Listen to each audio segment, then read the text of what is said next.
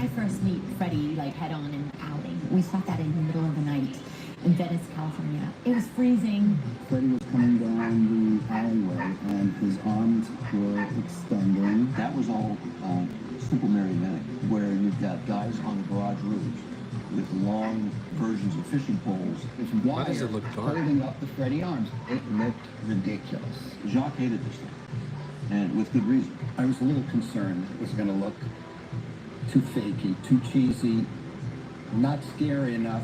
I was surprised at how well it came out in terms of people accepting it. The death of Tina is pretty brutal stuff.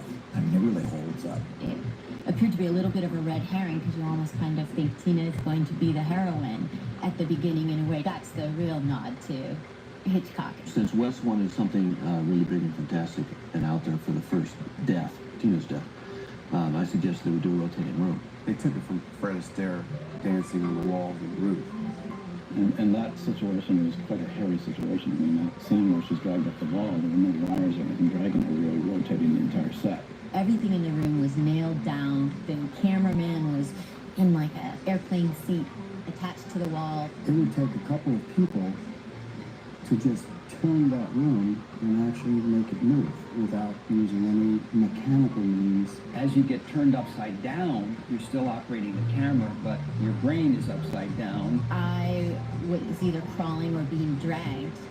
However, I was always on the floor. Boy, did she ever do that at that moment when she's scared? She just nailed it.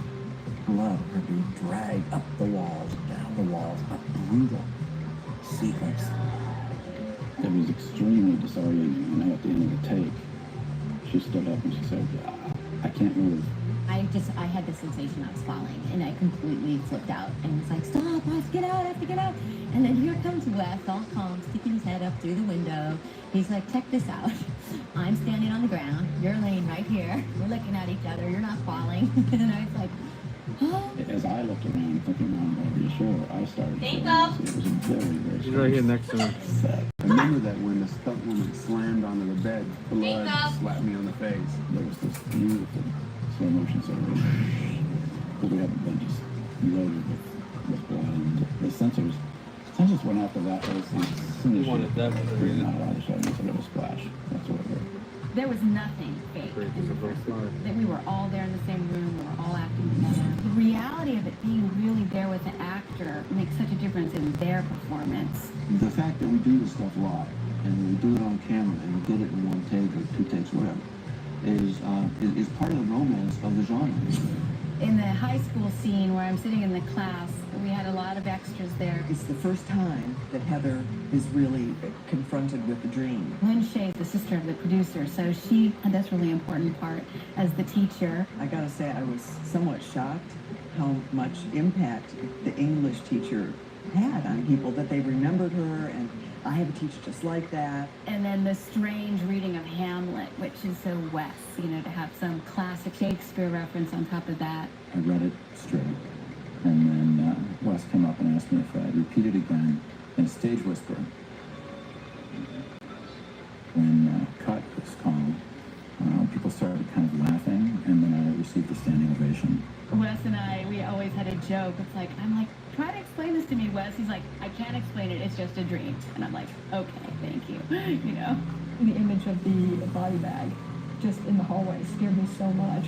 First of all, your psyche does not want to be in a body bag your whole life. Your body and your brain says, don't let them zip this up, because there's not a zipper on the inside. So you're really at the mercy of the people taking care of you. My heart was going out to Amanda because she had to do the grossest things. There were eels and centipedes, and it was very disturbing. And I was upset. Both Heather and I were very upset when we filmed these scenes. And she's always such a trooper, and they always kind of push the envelope to see how much she would do. And then finally she would say, okay, 3 centipedes, that's enough.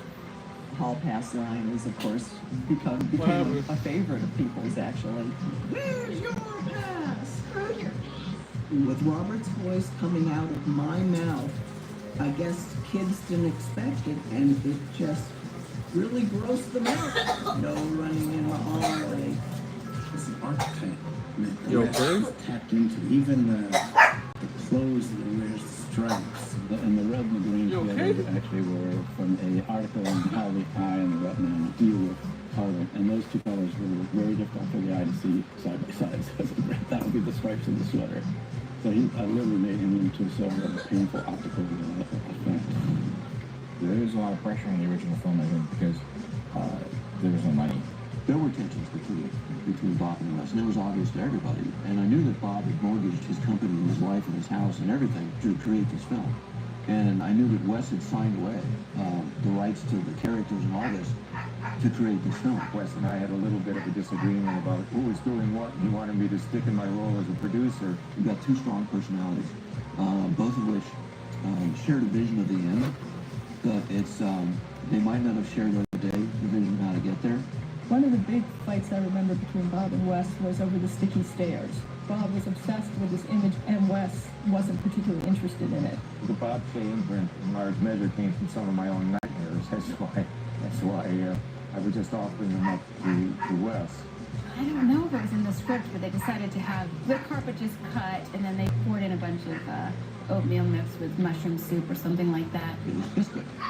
If you mix Bisquick up too thick and you let it sit for about an hour, it becomes the most sticky, gooey, tenacious stuff on the planet. Wes finally deigned to let me say action at least. There wasn't very much directing to go on.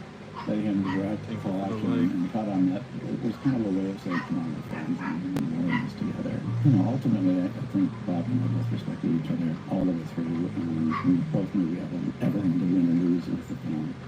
We had 80 effects, shots, or sequences in a 90-minute film that we were shooting in 26 days. Or there's been hyperbolic moments, you know, I mean, the first one was Freddie coming out of the bathtub between our legs. They built a bathtub on our sound stage that had no bottom, and then it had instead a tank. So I had the distinct pleasure of having Heather Langcap sitting on my knees with her feet resting on my shoulders for an entire day. And he's the one who has the hand that comes up with the Freddy glove on it. Rod's death scene in the jail was technically complicated. When they tried to hang me, they hanged me on fish wire, but the fish wire wasn't strong enough, so the first time I crashed and burned, I fell. There's one shot in there where it's shot in reverse, where the thing actually snakes around his neck. It was the old days. It was the way to do it, you know, kind of archaic, but it worked. You couldn't even see the fucker. Well, the jail scene, I was really depressed. I'm not going to say the drug I was doing, but I was ripped. I was passed out, and I think Wes is like, are you ready for the shoot? I'm crying not because of the scene. I'm crying because my life is shitty at the time. I really regret that I brought a substance and changed my acting. But I'm clean after 25 years. I'm sober. What I like so much about the story and about Ronnie Blakely and John Saxon's portrayal is that you don't really understand in the beginning why they have this kind of a conspiratorial relationship. I guess I played the role, or was intended to be, someone who was harsh and a little tough. My relationship with my father is the most distant, most difficult. He's not willing to go there and admit that Nancy's having these real dreams. Heather was saying things about, you know, I'm saying, stop that kind of stuff. There's nonsense. Don't talk to me about that. Well, Ronnie Blakely's character was interesting. You know, she's this alcoholic mother, and it was important to me that there was this drift from a woman who was saying, you're crazy, to her child. And she actually has the weight of the world on her shoulders because of her crime in creating Freddy Krueger. And then once she has disclosed that she and her cohorts of the other parents have essentially caused the deaths of their own children, starts drinking heavily and to the point where Nancy is about to face her not over the gate. Kind of put to bed like a little child. She becomes such an important yin to my yang. I don't think the movie would have been as good without her being a little bit more intense than I think our average parent character is these days. Nancy comes home and there's bars and all that windows. And then later when she needs to get out of the house, she can't because she's locked from the inside and goes to her mother and says, lock, lock, lock.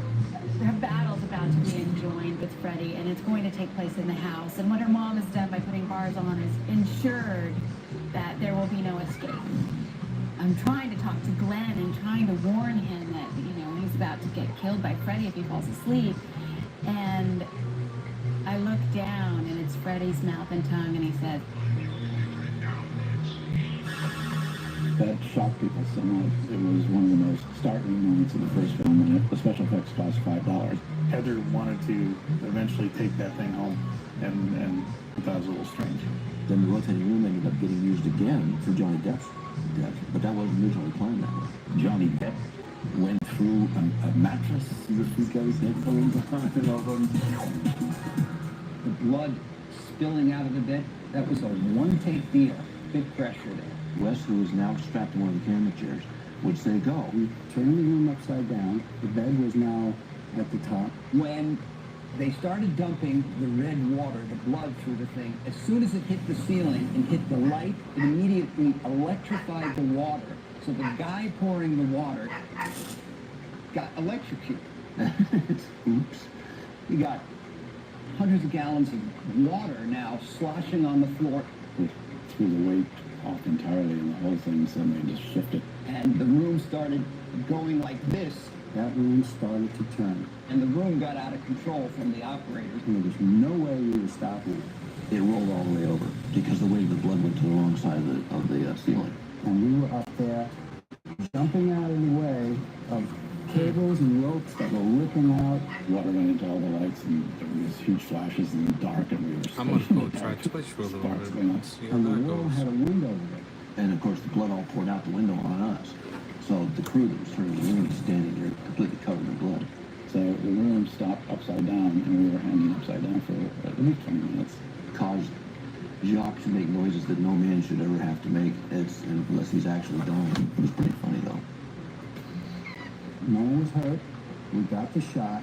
It just came out so totally cool. So part of the reason that effect looks like that is because of this, fortuitous mistake. I think there was a little bit more to Johnny Depp's bloody wounds and I guess his head was going to come out of the bed once he gets sucked down in there and it spits him back out. actually I remember it was pretty scary. I don't know why it stopped. What happened? It felt like once it was over. Yeah, I'm live on YouTube, trying it out. Breaking two, electric boogaloo.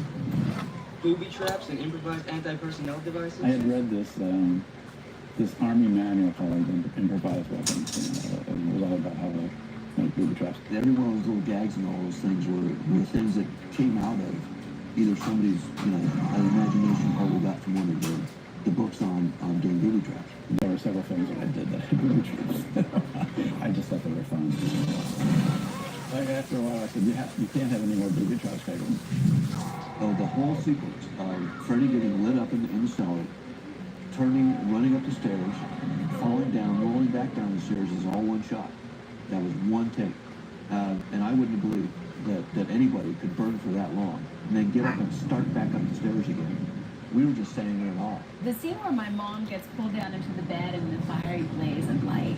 Of all the scenes in the movie, it's the most fantastic. You have Freddie, you have my mother, you have my dad, you have me, and nothing really makes sense at this point. I take back every bit of energy I gave up. What the ending of the original Nightmare on Elm Street means symbolically with Nancy turning her back on Freddie is, I won't participate in fear. The fear that Freddie engenders. Very simple solution. All this made. Nancy realizes that that's how you stop is not to surrender to it. And so that's actually, I think, a very satisfying. It's a confusing scene because with the ending that we now have, it doesn't quite make sense. If I turn my back and it's going to be a successful resolution, then the fact that Freddie comes back means I fail. We were uncertain about the ending. We didn't really feel like we had it right. Wes wanted the ending to be that Heather woke up in the morning and the sun was shining and she walked away. Even that would have been a hook to the picture so we could have a sequel. And I thought he was crazy that there would never be a sequel. Boy, was I stupid. I've been accused of fighting for a movie that could have sequels, but that wasn't really the case. I just felt that the ending to the movie didn't send the audience out with any great excitement. And he and I had a lot to like it. That's it for me on here. I'm gonna go try out Twitch, and then later tonight, TikTok. Let's see how that goes. To do 3 or 4 different versions of different things happening surrounding the car.